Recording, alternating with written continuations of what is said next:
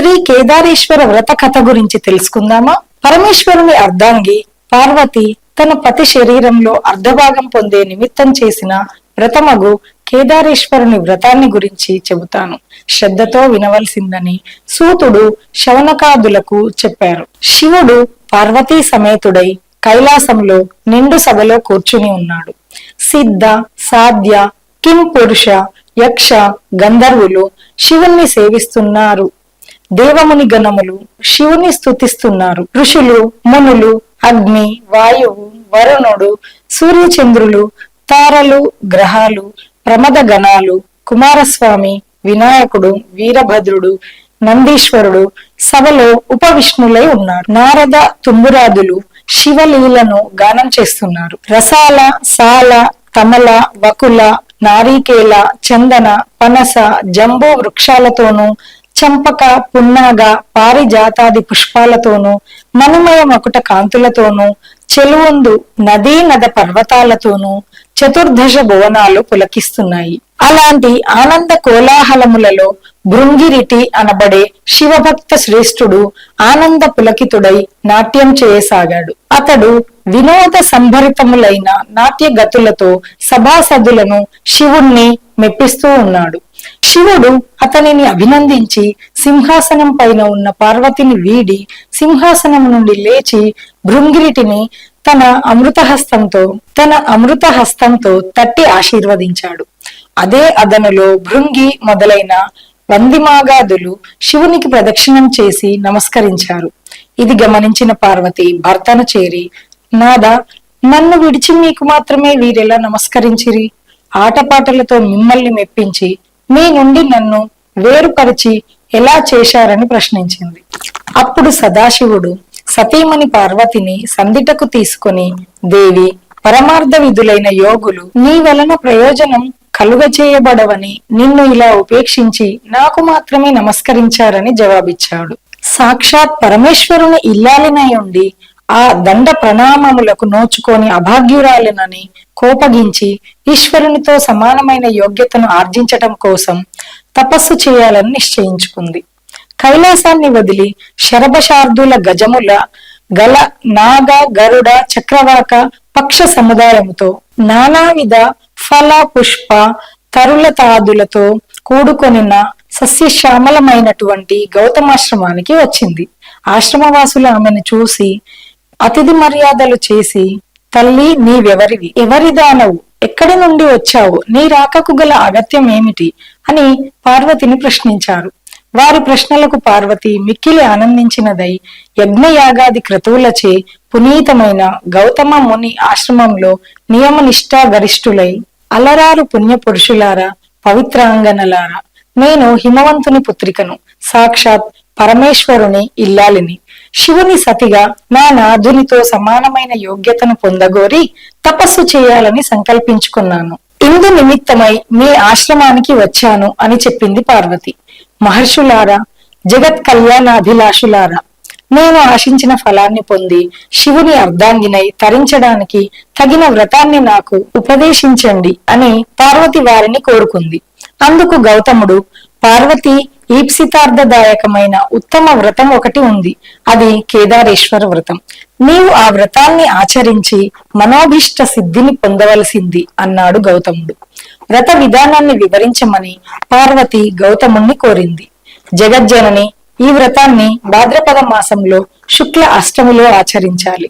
ఆ రోజున శుచిగా స్నానాదులు ఆచరించి నిర్మలమైన మనస్సుతో మంగళకరములైన 21 దారముతో చేతికి తోరమును ధరించి షోడచోపచార విధులతో పూజను నిర్వహించి ఆ రోజున ఉపవాసం ఉండవలెను. మర్నాడు విప్రులకు భోజనం పెట్టి ఆ తరువాత ఆహారంను తీసుకోవాలి. ఇలా వ్రతాన్ని ఆరంభించిన రోజు నుండి అమావాస్య వరకు పూజాక్రమంతో కేదారేశ్వరుని ఆరాధించాలి. ఇంకా ధాన్య రాశిని పోసి అందులో పూర్ణకుంభాన్ని ఉంచి 21 పర్యాయములు సూత్రమును చుట్టి పట్టు వస్త్రముతో దానిని కప్పి ఉంచి నవరత్నములు గాని సువర్ణమును గాని ఉంచి గంధ పుష్పాక్షరులతో పూజించాలి. దేవి, 21 మంది బ్రాహ్మణులను రప్పించి వారి పాదములను కడిగి కూర్చుండబెట్టి యథావిధిగా ధూప, దీప, గంధ పుష్పాక్షలతో పూజించి భక్ష భోజ్య నైవేద్యాదులను కదలీ ఫలాలు పనసలు ఆరగింపచేసి తాంబూల దక్షిణలిచ్చి వారిని తృప్తిపరచాలి. ఈ విధంగా వ్రతమాచరించిన వారిని శివుడు అనుగ్రహించి మనోభీష్ట సిద్ధిని కలుగచేస్తాడని గౌతముడు పార్వతికి వివరించాడు. గౌతమ మహర్షి చెప్పిన విధి విధానాలను అనుసరించి పార్వతి కేదారేశ్వర వ్రతాన్ని నిష్ఠగా భక్తితో చేసింది. పరమేశ్వరుడు సంతుష్టాంతరంగుడై ఆమె అభీష్టానుసారం తన మేనులో సగభాగాన్ని పార్వతికి అనుగ్రహించాడు. అప్పుడు జగదాంబ సంతుష్టాంతరంగి అయి భర్తతో నిజ నివాసమైన కైలాసానికి చేరుకుంది. కొంతకాలానికి శివభక్త పరాయణుడైన చిత్రాంగదుడు అనే గంధర్వుడు నందికేశ్వరుని వలన కేదారేశ్వర వ్రతాన్ని దాని మహత్తును విన్నవాడై మనుష్యలోకానికి దానిని వెల్లడి చేయగోరి దివి నుండి భూమికి చేరుకొని ఉజ్జయిని నగరంలో ప్రవేశించి ఆ నగరాన్ని పరిపాలిస్తున్న రాజు వజ్రదంతుడికి కేదార వ్రత విధానాన్ని వివరించాడు. వజ్రదంతుడు ఆ వ్రతాన్ని ఆచరించి శివానుగ్రహంతో సార్వభౌముడయ్యాడు. ఆ తరువాత ఉజ్జయిని నగరంలో గల వైశ్యుడికి పుణ్యవతి భాగ్యవతి అనే ఇద్దరు కుమార్తెలు ఉన్నారు. వారు ఒకరోజు తండ్రిని చేరి, జనక, మాకు కేదార వ్రతం చేయడానికి అనుమతి ఇవ్వండి అని అడిగాడు. అందుకు అతడు, బిడ్డలారా, నేను దరిద్రుడను, సామాగ్రిని సమకూర్చగల పాటివాడను కాను, మీరా ఆలోచనను మానుకోండని పలికాడు. అందుకు ఆ వైశ్యపుత్రికలు, నీ ఆజ్ఞయే మాకు ధనము అనుమతిని ఇవ్వవలసిందని కోరుకున్నారు. వారిద్దరూ ఒక వటవృక్షం కింద కూర్చుని తోరము కట్టుకుని పూజను భక్తితో చేసుకున్నారు. మహేశ్వరుడు వారికి పూజా సామాగ్రిని అనుగ్రహించాడు. వారు కల్పోక్తముగా వ్రతమాచరించారు. శివుడు సాక్షాత్కరించి వారికి ఐశ్వర్యాలు సుందర రూపాలను ప్రసాదించి అంతర్ధానమయ్యాడు. ఆ వైశ్యపుత్రికలకు యుక్త వయస్సు వచ్చింది. సౌందర్య సోయగం కలిగిన ఆ వైశ్యపుత్రికలో పెద్దామె పుణ్యవతిని ఉజ్జయిని నగర మహారాజు, చిన్నామె భాగ్యవతిని చోళ భూపాలుడు వివాహం చేసుకున్నారు. వారి తండ్రి అయిన వైశ్యుడు ధనధాన్య సమృద్ధితో రాజభోగాలతో పుత్రులను పొంది సుఖంగా జీవిస్తున్నాడు. మరికొంతకాలానికి చిన్న కుమార్తె భాగ్యవతి ఐశ్వర్య మధోన్మతురాలై కేదార వ్రతాన్ని మరచిపోయింది. అందువల్ల ఈశ్వర అనుగ్రహం కోల్పోయింది. ఆమె భర్త ఆగ్రహానికి గురైంది. ఆమె భర్త ఆమెను, కుమారుణ్ణి రాజ్యం నుండి వెడలగొట్టి వేశాడు. ఆమె పడరాని పాటలు పడుతూ ఒక బోయవాని ఇంట ఆశ్రయం పొందింది. ఒకనాడు ఆమె తన కుమారుణ్ణి చెంతకు పిలిచి, నాయన, నీ పెద్ద తల్లి ఉజ్జయినీపురం మహారాణి. ఆమె వద్దకు వెళ్లి మన దీనస్థితిని వివరించి ఆమెను సహాయం అర్థించి తీసుకుని రావలసిందిగా చెప్పి పంపించి అతడు ఉజ్జయినికి వెళ్లి తమ దుస్థితిని వివరించాడు. ఆమె కొంత ధనమిచ్చి కుమారుణ్ణి సాగనంపింది. అతడు తిరిగి వస్తుండగా మార్గమధ్యంలో మహేశ్వరుడు చోరుని రూపంలో వారిని అడ్డగించి అతని వద్ద గల ధనాన్ని కొల్లగొట్టాడు. అతడు జరిగిన దానికి మిక్కిలి విచారించి మరలా పెద్ద తల్లి వద్దకు వెళ్లి జరిగిన సంగతిని వివరించాడు. ఆమె మరలా కొంత ధనాన్ని ఇచ్చి పంపింది. ఈ పర్యాయము కూడా మార్గ మధ్యంలో చోర రూపుడైన శివుడు ఆ సొమ్మును తీసుకొని పోయాడు.